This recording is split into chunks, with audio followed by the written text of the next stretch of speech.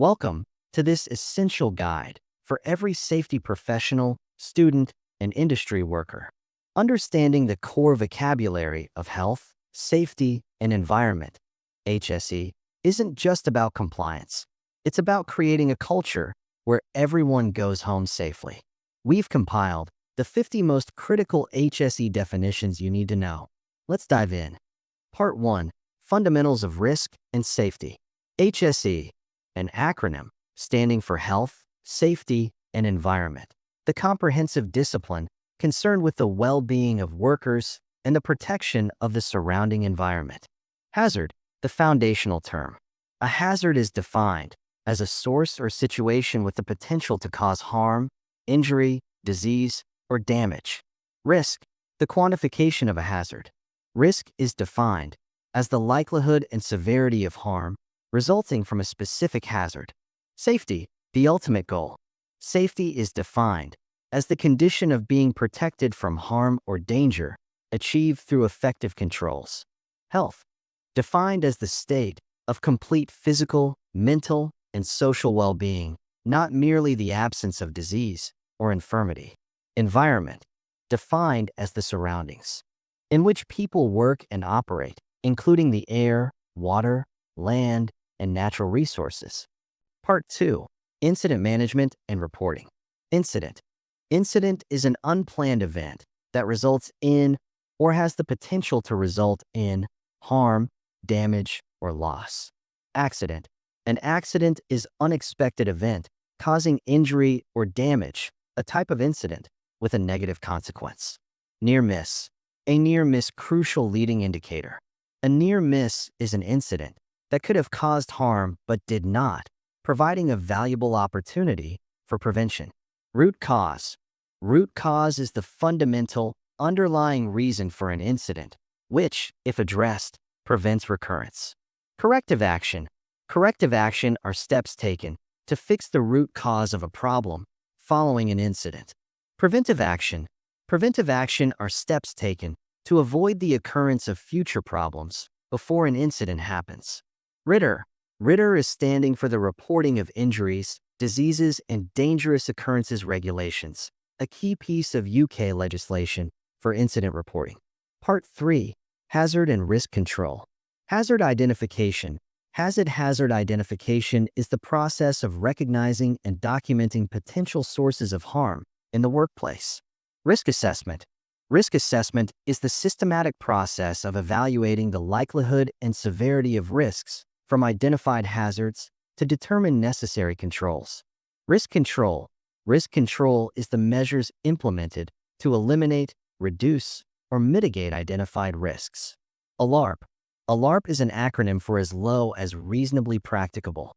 ALARP is the principle of reducing risk to an acceptable level, considering the cost, time, and difficulty of further measures.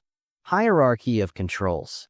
Hierarchy of controls is a systematic approach to minimizing risks, prioritizing controls, in this order: elimination, substitution, engineering, administrative, and PPE. Elimination. Elimination is the most effective control. Elimination involves removing the hazard completely. Substitution. Substitution involves replacing a hazardous substance or process with a less hazardous one. Engineering controls. Engineering controls are physical changes to the work environment or equipment, such as machine guards, ventilation systems, or isolation. Administrative controls. Administrative controls are policies, procedures, training, or safe work schedules designed to limit exposure to a hazard. PPE. PPE is the acronym for Personal Protective Equipment, which includes helmets, gloves, masks, or safety footwear, providing a final barrier against residual risk. PPE Assessment. PPE assessment is the process of evaluating the workplace to determine the necessary and appropriate personal protective equipment. Part 4. Work Systems and Procedures. Safe System of Work. SSOW. Safe System of Work is a formal, planned method to perform tasks safely, especially non-standard or high-risk activities. Permit to Work. PTW. Permit to Work is a formal written document authorizing specific high-risk work to be carried out under specified control measures. Lockout Tagout. Lockout Tagout is a crucial procedure to isolate and secure energy sources during maintenance or repair to prevent unexpected startup. Job Safety Analysis. JSA Job Safety Analysis is a technique for breaking down a job into steps to identify associated hazards and define controls for each step. Hazard and Operability Study. HAZOP is a systematic, multidisciplinary team technique used to identify and assess process hazards in complex systems. Safe Work Method Statement. SWMS Safe Work Method Statement is a document that details the high-risk work steps, associated hazards, and control measures, often required for construction activities. Confined Space. Confined space is an enclosed or partially enclosed area with limited means of entry or exit and a potential for hazardous conditions. Part 5. Health, Exposure Limits, and Chemical Safety. Occupational Exposure Limit.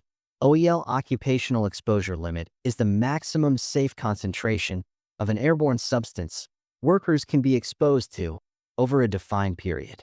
Permissible Exposure Limit. PL Permissible Exposure Limit is a legal maximum exposure level for a substance in the United States enforced by OSHA. Time-weighted average. TWA time-weighted average is the average concentration of a substance a worker is exposed to over a standard work shift, typically 8 hours. Short-term exposure limit.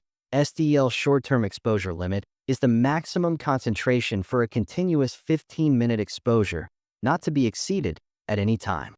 SDS. SDS is the acronym for Safety Data Sheet, an updated document providing comprehensive information on a substance's hazards, handling, storage, and emergency measures. MSDS. MSDS is the acronym for Materials Safety Data Sheet. MSDS is the previous term for the SDS. COSHH. COSHH is the acronym for Control of Substances Hazardous to Health. COSHH is the UK regulation requiring employers to control exposure to hazardous substances. Part 6. Physical Safety and Equipment Regulations. Ergonomics. Ergonomics is the science of designing tasks, equipment, and workplaces to fit human capabilities and minimize physical strain or injury. Manual handling. Manual handling is any activity involving lifting, carrying, pushing, pulling, or moving loads by physical effort.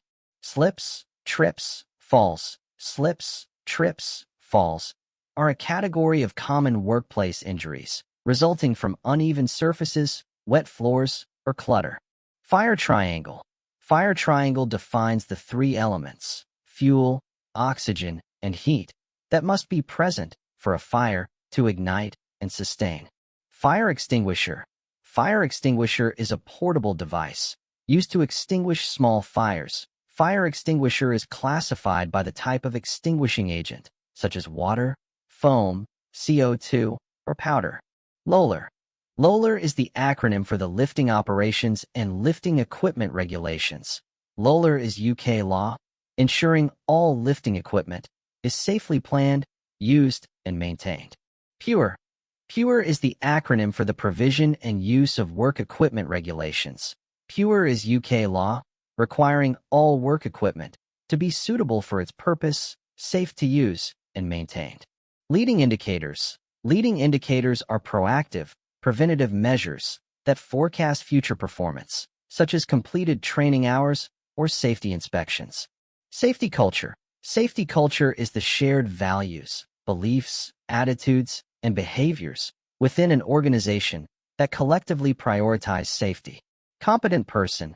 Competent person is an individual with the knowledge, training, and experience required to perform a specific task safely and reliably. Emergency plan. Emergency plan consists of formal, written procedures for responding effectively to various critical incidents like fire, chemical spill, or medical emergency. Audit. Audit is a systematic, independent examination to determine if HSE activities and results comply with planned arrangements and standards. Thank you for watching HSE Career Hub. Please like, share, subscribe this video.